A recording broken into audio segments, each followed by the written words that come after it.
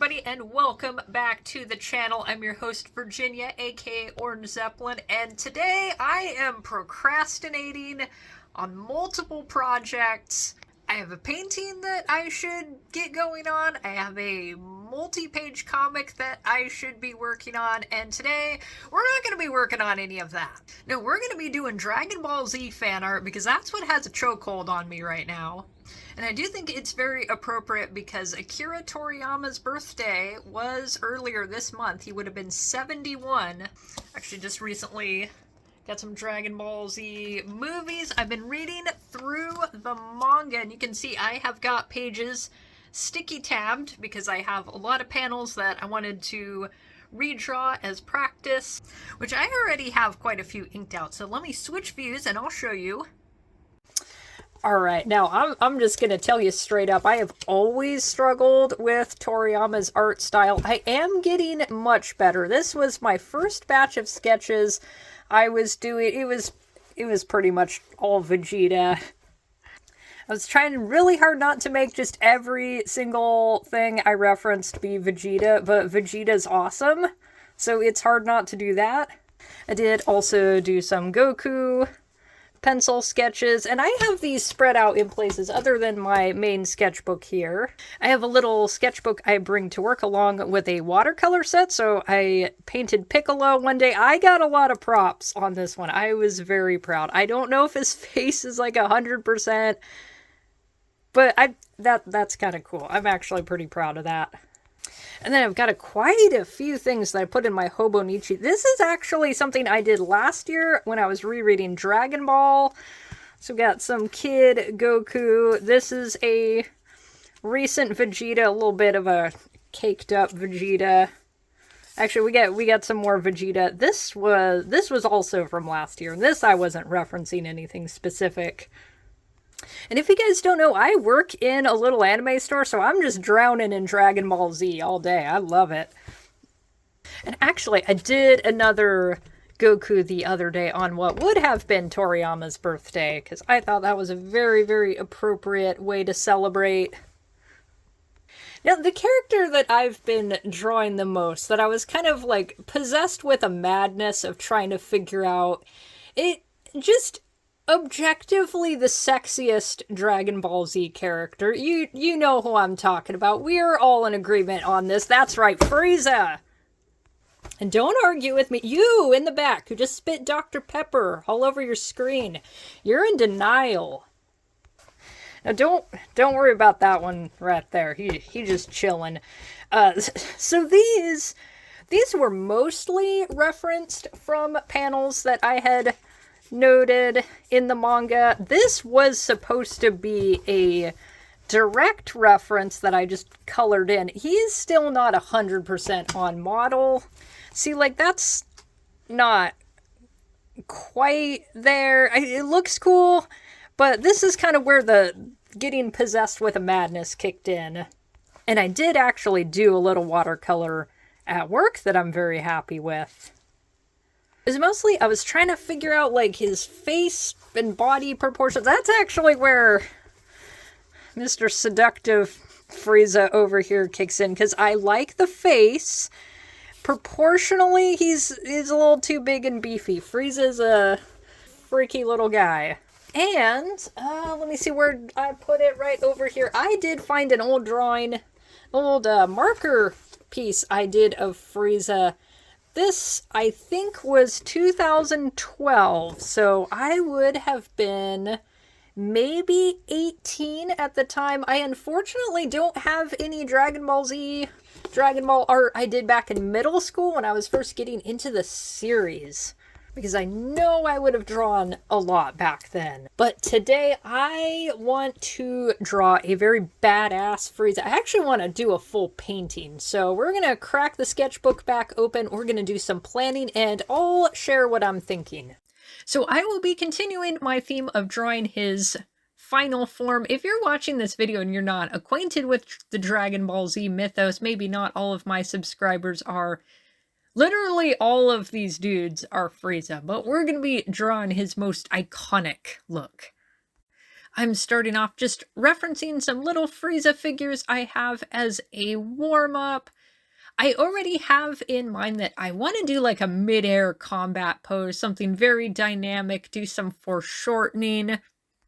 And I will be fully painting this, so I'm going to make some notes further on about the colors that I'm using, what my order of operations will be. And right now I'm just trying to stay very loose. Sometimes when I do too refined of a sketch, the final drawing ends up not hitting the same mark. I think you can absolutely overplan. I really prefer when Frieza's face is very soft looking rather than being too hard with like too heavy of a brow line, because I think that's part of what makes fourth form Frieza so cool. He's just a cute little guy. He's got a face like an angry little kitten. It's a little petite compared to other characters, but make no mistake, that does not mean he should be taken lightly. This guy could literally throw you directly into the sun. And I like that he's a cute little guy that could throw you directly into the sun, which actually in my final piece, he did not end up with a cute face. This ended up with a "you are about to die" face. I was listening to Guar while working on this, and it absolutely shows. Actually, another Dragon Ball Z character I'm obsessing over right now is Zarbon, and it's kind of for that same reason that I like Frieza, where we get some interesting contrasts. Zarbon's got a super pretty face, but then he's just absolutely jacked as hell.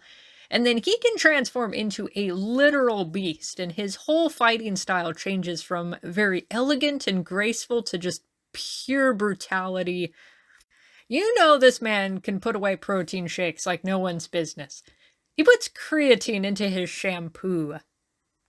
Which I am going to paint him too at some point. This Frieza painting is kind of a warm-up for what I want to do with Zarbon.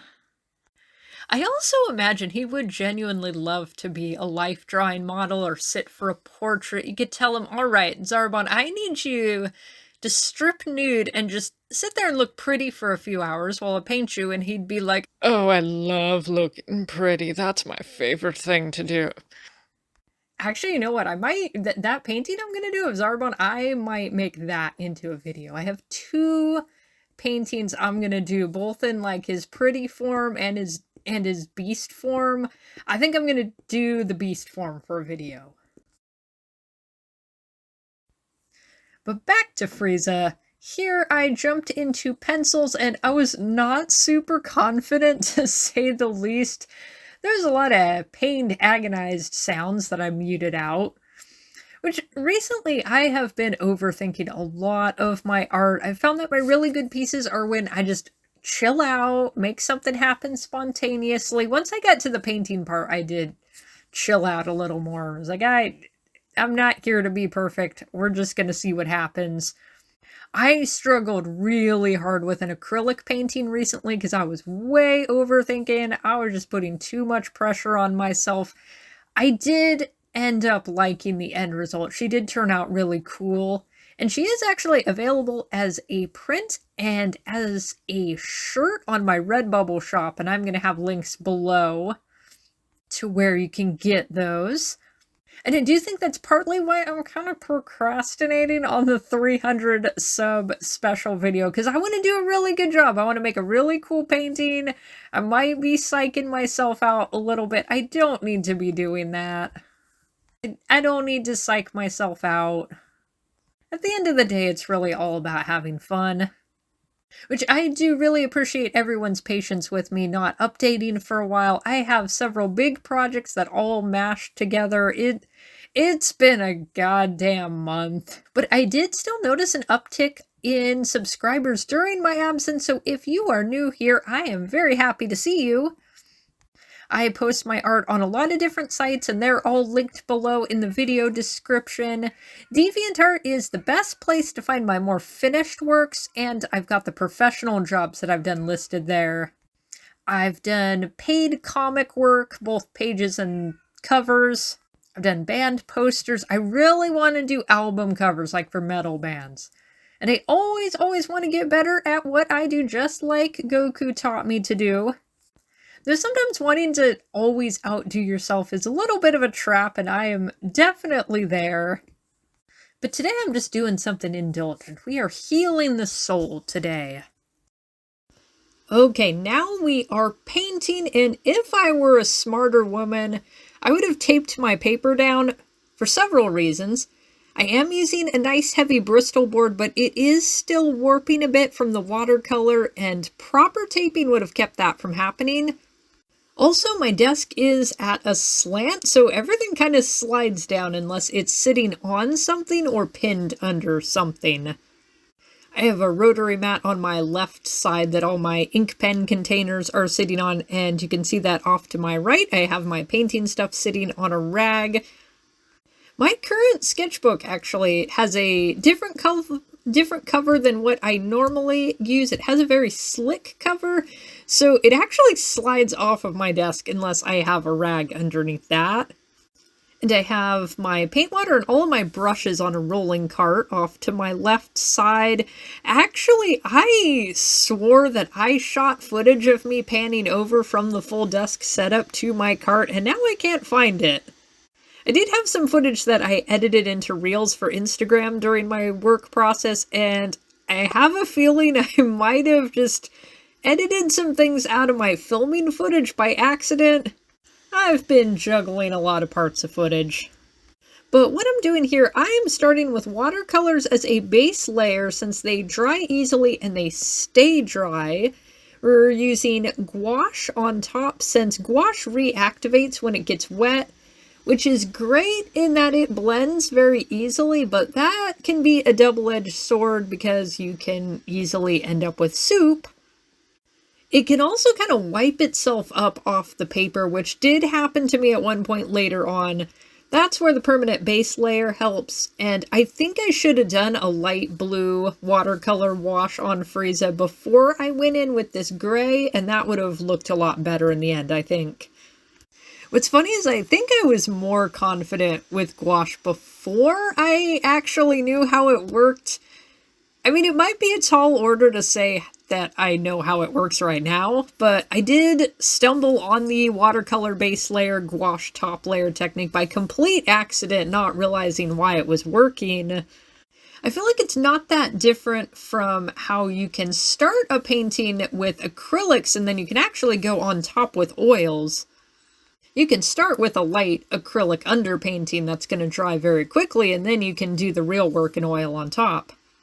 And I did actually use an acrylic-based media further down the line. I used this acrylic-based spray paint for the death ball, and that made a much bigger mess than I anticipated. Which that's even something I could have done a little further, a little earlier in the process, actually, because that's something that's not going to reactivate, obviously, and I can use gouache on top of that. That gives me some ideas on how I could use this in the future on a different art piece.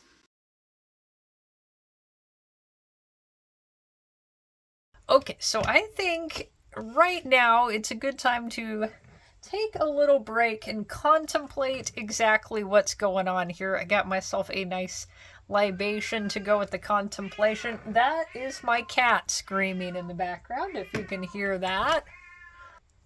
He's fine, he's just Siamese. Today we are drinking the Toki Suntory whiskey. I've not had a lot of Japanese whiskey, but this is very, very tasty. Dangerously tasty, I'd say. I made a very delicious ginger ale highball with it the other day. Also, something wonderful came in the mail yesterday. I actually got... this is the SH Figuarts Frieza. He was sitting on my shelf. That's why he's in that pose. Which I would love to have him sitting and observing, but I'm afraid he's going to get some paint on him, so I'm going to put him back on my shelf. Alright, so what am I doing other than making a giant mess here? I think I need to just stop messing with any background, any death ball stuff. And I kind of feel like I need to just start tightening in some places. I might need to go into details. I'm not 100% sure what my plan is with details because I usually use a lot of solid black in my art, but I don't think that's going to work well here. I don't want to do like heavy black outlines. I'm kind of thinking some watercolor pencils because that's really how I want to deal with his face, where I've got just some small details. We're just gonna see what happens. I don't want him to turn into Frieza soup, and he's kind of leaning on the side of Frieza soup. I do want to keep things deliberately a little on the soupy side. Like here, the soup is working. I don't want his face to be soup. Which, actually, I've got these ink-based watercolor pencils. I'm gonna try. We're gonna see how this works out. I'm gonna enjoy my beverage and then see how I proceed from there. Now, speaking of beverages, Frieza is shown drinking red wine at a few points of the anime, so I think if he drank whiskey, he'd like something fruity and spicy, something finished in an ex-sherry cask maybe. Like Redbreast Irish whiskey, absolutely. If I had to pick something for him that's on my shelf right now, I'd serve him up the Balvenie 12. That's a very good one. If I had an unlimited budget and was trying to keep him from blowing up Earth, I'd give him, I don't know, some kind of 80-year Macallan and just hope. At this point, I was just finishing some things up, adding highlights, trying to fix that one hand. I do not jive with that hand. I struggled with it the whole time.